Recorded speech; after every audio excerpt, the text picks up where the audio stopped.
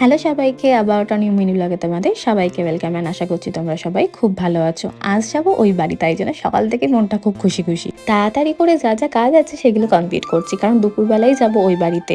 আমাদের রুমে আমি নববর্ষের দিন নতুন কোনো চাদর পাতিনি, তাই জন্য আজকে চাদরটা পাচ্ছি।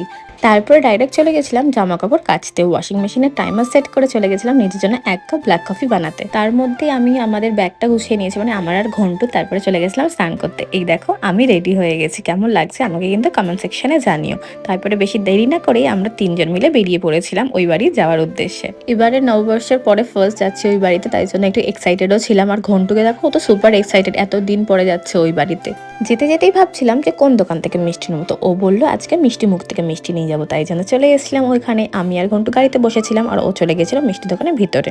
এই যে মিষ্টি নিয়ে চলে এসেছে, শুধু আই থিঙ্ক মিষ্টি না, দইও নিয়ে এসছে।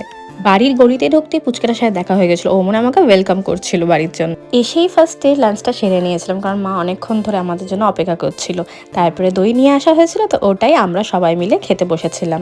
সন্ধেবেলা কিছু টুকটাক জিনিস অর্ডার করেছিলাম ব্লিঙ্কিট থেকে, তো ওটাই নিয়ে এসছে। দেখো মা কিরম মাথায় করে নিয়ে আসছে। তারপরে মা ওটাকে ঘন্টুর মাথায় ধরিয়ে দিয়েছিল যে চল তুই এবার নিয়েছো, আমি অনেক নিয়ে নিয়েছি।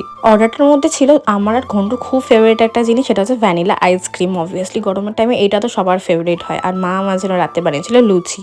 এতদিন পরে বাবার সাথে দেখা হতো, দেখো পাগলা, একদম পাগলাই হয়ে গেছে, মানে এত এক্সাইটেড হয়ে যায় ঘন্টু যে কি বলবো। তাহলে চলো আজকে ভিডিওটা এই অবধি থাকুক, তাড়াতাড়ি একটা ভিডিওতে দেখা হবে, টাটা।